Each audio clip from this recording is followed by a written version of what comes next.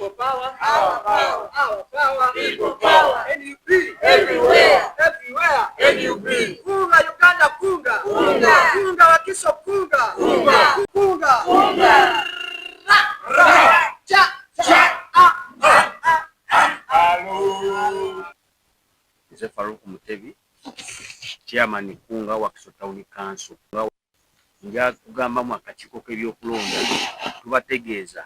mwalonda akakiiko buno bwattu nga mukoze okukumpanya kati mwagala kujja bulonda obukiiko bwa firi nga tetutegedde mubikola mu kubbabba naye tubategeeza tubagamba kino tutandise butandisi temugenda kulonda kalulu konna kakiyaye bino bye mutubyeko bimala eno embeera leero mutulaba tulinga bantu naye tugenda kubakyukira mugenda kutegeera ekiddako olwa pulezidenti waffe Kyagulanyi Ssentamu mwebereremu ebintu bye mukola. Mukama waffe by'oyogera. Erinnya Mwanje Bashir Ssemujju nga nze nkulira okulondesa mu National Unity Platform wano mu Wakiso Town Council. Nyongera okwebaza abavubuka bonna abenyigira mu kulonda kuno okwaliwo naye obutali mu mativu bwaffe buli ti akakiiko akakula ebyokulonda mu Wakiso Town Council abavubuka ba National Unity Platform kabanyigiriza twasooka mu kulonda abavubuka ku mitendera gya LC1 era twawandiisa abavubuka 117 ne tuwangulako ebyalo 10 ekyalo ky'e Kasengejje ne bakitubba nga babalangiridde n'amaanyi ekyalo ky'e Kavumba bakituwangula eky'Empunga ne tufunako ba members 4 ne tugenda ku mutendera ogwokubiri ogw'Erositu ne tuwandiisa abavubuka bonna ku mitendera gya Erositu naye okweronda ku Erositu we kwatuuka Electoral Commission tiyajja mu polling station we balina kulondera era abavubuka baasiibawo paka ssaawa 10 paka ne tukola okulonda twagenda okuwulira nga batugamba nti tugende twewandiise ku firi ffe kye tutakkiriza nakyo kubanga okulonda kwattu oluvannyuma lw'okuba nti tekwaliwo twali tetuyinza kwenyigiramu exercise eddako era twakola petisoni zaffe emu ku zo yeno eyasembyeyo ne tuzisaafingako abantu ab'enjawulo nga n'okulonda okwali e Kasengejje okwayiika nga kuyambibwako poliisi nako twakola petisoni era naye ekyaliyo naye nkubiriza abavubuka naddala kati nga ffe abakula ebyokulonda babadde batubanja nga tulonda ddi ffe tukyabakutte baali baagala kulumba Electoral Commission bagibuuze okulonda kunaabaawo ddi okwattu okubanga kati abaana bano nga abavubuka bo balaba wano ba candidates buli kaseera baba batubanja obuwanguzi bwabwe nakulonda kubanga tebaawa lwaki okulonda bakuyimiriza ne ku ssaawa ya leero abavubuka nga bwe tubalimu bakyabanja okulondebwa kwabwe okwa Erositu naye tukubiriza abakolera ebyokulonda mu Wakiso Town Council okutuyamba ku bantu bano n'okufuna obwerufu kubanga tetuli redde kweyongera ku mitendera gya njawulo nga tukyayita mu kulonda okufaanagana bwe kutyo nti emiruka mu Wakiso Town Council tulina emiruka 6 National Unity Platform yawangulira emiruka 3 nga temuli babavuganyiza emiruka 3 egyalimu okulonda ogwali ogwa Mpunga Kasengejje ne Kavumba naye awo wennyini tufuba okulonda okwe kwatuuka ku lunaku olwo Electoral Commission teyasobola kwetabamu netajja bo we bakeera enkeera balangirira bulangirizi ab'enaalimu be twatuvuganya nabo nti be bayiseemu nga tewabadde kulonda kaakati ne ku lw'ensonga eyo ffe ne tutaba bamativu kuba tebaagoberera mateeka ne tutaba bamativu kugenda mu maaso na kugoberera kulonda ku Electoral Commission nga bwekuteekateeka nga tebayise mu mitendera mituufu era tetuli redde kweyongera na kulonda kugenda mu maaso okw'abavubuka nga tetunafuna kulonda kwattu era mu egyo emiruka gyonna ffe tumanyi okulonda tekubangayo era tetugenda kukkiriza ate wano we tulaga tugenda kunokolayo abantu kinoomu kuba akulira ebyokulonda e Kavumba mukyala Nanteza yategeeza abaali ku station nga ze ne poliisi okulonda kuyimiriziddwa from further notice n'atabawa budde na lunaku kirwe bakulonda lwekugenda kubeerawo era bwe kyali mu miruka gyonna awaali okulonda era ne kaseera kano ffe tukyalinda ezo further notice eggwako ddi tusobole okuba nga tuyingira mu kulonda okuddirira. Ekyamazima tetulina ngeri bwe tutunuulira level eddako level 3 ya town council ekolebwa abaana bagenze ku level 2 n'olw'ensonga eyo tetulina ngeri gye tusobola kunominatinga level 3 ng'ate tetulonze kubanga abakulira ebyokulonda ffe twabeerayo okuva ku makya naye tebajja bwe waagendawo ku kapuresha nga tubannyonnyodde baatugamba okulonda ku kansolingiddwa tetwategeera nsonga lwaki ate era tebaatuwa lunaku ddi lwe tugenda kukola ki kulonda neŋŋamba tetusobola kugenda ku level 3 ng'ate ekolebwa level 2 nga tetumaze kulonda yensonga lwaki tusaba tulonde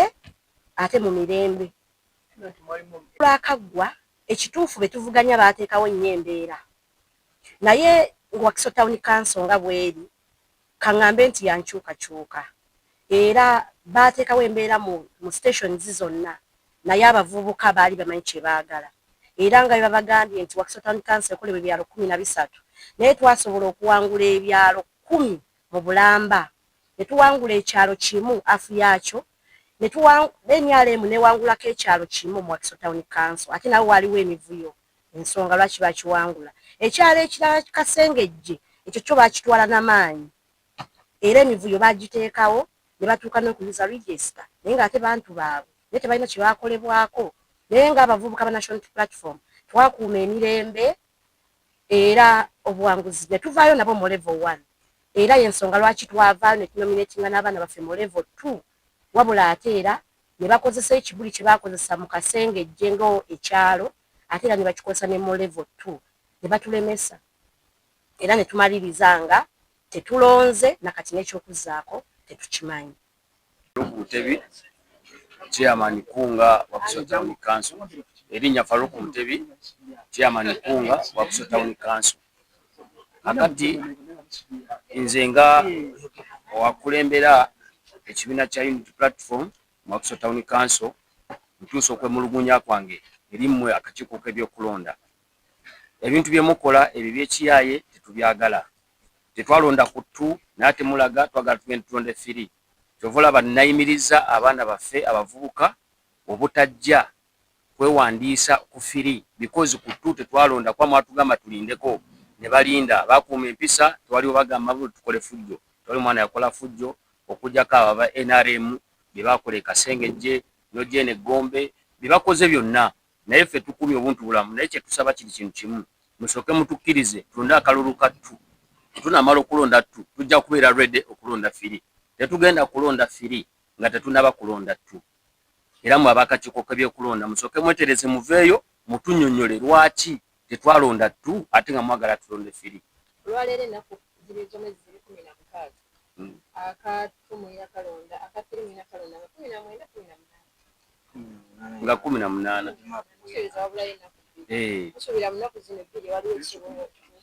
basobola okugamba nti ekyatulonde akatu kati enkyali tulonda 2 tuba tusobola okukkiriza ne tulonda ne group 5 3 waffe tukimanyi obuwanguzi tubuyina ffe abasingako abantu abangi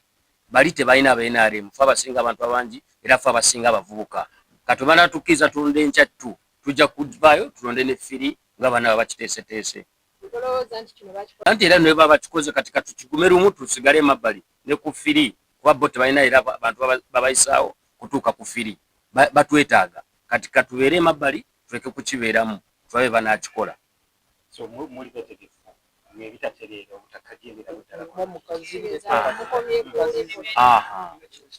ffe tulina kye tugenda okuzzaako ekyo kasa kiba nga kigaanye ffe tulina kye tujja okuzzaako nga ffe ku likodi babbi bubbi siga nti not incompetent naye babbi bubbi era bino ebintu biri kagenderere awo nno tubawandiikidde tuze fisika naye baagakika twekalakaase abaana ffe bakwatibwe basibibwe nze nga akuli ebyokulonda kyesajja kukkiririzaamu kusiba abaana baffe awo nno tubakubiriza bwe mubanga mumanyi ebintu byammwe bya kibbi temubitegeka naye mbanga mumanyi byammwe birambulukufu mujje tubakuba akalulu awo nno mbagamba tusebo mukulu Robert Musinguzi kyemanyi bino byonna obimanyi biri mu buwandiike tetwogera bulabula twogera ebintu ebiri mu buwandiike ffe Amambala National Platform tulina obwongo twasoma tutegeera tukola ebintu mu mateeka gaabyo tukusaba oteeka akalulu ka LC2 mu Wakiso yonna ane Uganda yonna yakakola mu mwakola emivuyo mu bitereeza otherwise mujja funa akaseera akazibu naffe katutegedde musobola okutubba nga temutadde okulonda ne mwerangirira bantu sebo ne banyabo mwena National Platform bakubiriza tuli mu mbeera eya political twesabire kubabbe bana betu commission mwebale nnyo mwebale basebe ne banyabo erinnya ntebisala sinsubuga sentebe wabavubuka ku Kisimbiri mu kagwe Kisimbiri mu Town Council tutusooka mu okomigunya kwaffe eri akati okulonda akatwala ebyokulondesa mu Town Council okuvya ddala mu kalulu k'abavubuka akasooka ddala ka LC1 matutaba nakagenda muni waliwo enkola yakagenderere yokulemesa campaigninga nga kubanga isi etwala ebyokulondesa mu ggwanga etekawo ennaku z'omwezi eza open air campaigns naye mu buufu obwo ffe nga abavubuka abali byesimbyewo batwa mu kusobola campaigninga nsona okutegeeza waliwo okuba kunaffe abamu bwe bakwata era mu amamoye gatambula nga batukutte batukampeininga naye nga tumateeka tukkirizibwa okukola ki okukampeininga kino kivaako tugenda mu kalulu ka bonna ak'oku byalo mu byalo byonna ebikwatawo ne kansi 13 naye era kyali kyakagenderere okubanga bateekawo embeera evuyisa akalulu k'abavubuka okusooka ddala bayiwa abantu abatali mu register mu station ezisinga ne bakozesa obukujjukujju mu register okweta abantu abatali baamu mu kyalo oba nga bajja mu bitundu ebirala n'ekyokusatu abalondesa be bapositioninga okutwala byokulondesa mu bikyamo byali ebyo ne bajja nga bamaze okusayininga ku mpapula ziyite DRA forms nga bamaze okulangirira abakoze eki abayiseewo okusookera ddala ntwala okumigunya kwange eri Mwami Musinguzi Robert atwala ebyokulondesa nti nno abatwala ebyokulondesa mu kibiina kyaffe kya National Platform batuusa okusaba kwabwe ne tuwayo roadmap yaffe eraga ennambika yaffe y'emirimu tugeeze campaigns n'ebyokulondesa naye kyatukuba wununu kyatukuba encukwe nga omukulu atwala ebyokulondesa mu Town Council atwegaanye ate nga twawalidde ebbaluwa ekola etukkiriza n'okusooka ddala okutangaza mu katono akalu ketulimu kano ka special interest groups whereby nti ne LC1 ekola LC2 ekola LC3 paka LC5 paka tugenda mu nationals so kana akalusi ka bonna kana akalu kaba kabonondemu tinno obukiiko buva ku LC1 bwe bukola LC2 ebyalo bibula kula bisatu baba balonzi 17 betuva mu 17 tugenda ku LC2 baba balonzi 5 tuva mu balonzi 5 tujja mu balonzi 9 abakola LC3 so tosobola kugamba nti LC2 gibuuse ngogeze ku LC3 nga tofunye LC2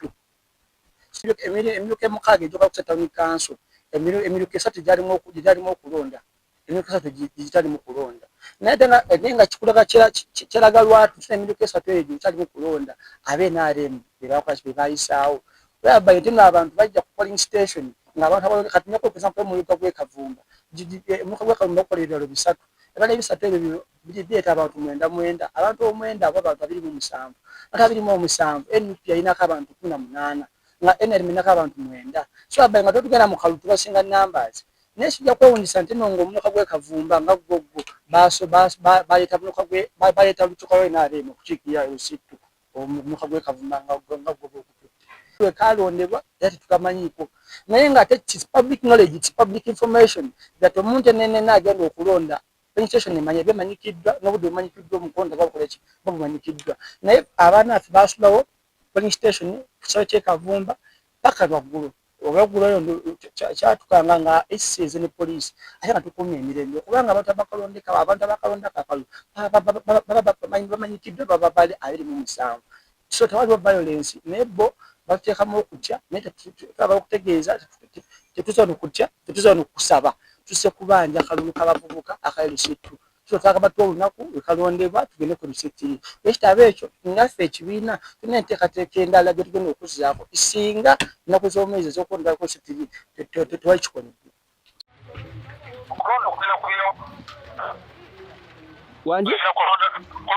kubeerawo okutaano okulonda kw'abavubuka ku level ey'egombolola ate kwe kuggalawo okulonda kwa special interest groups ku level y'eggombolola. Ku Mande twalinawo older persons,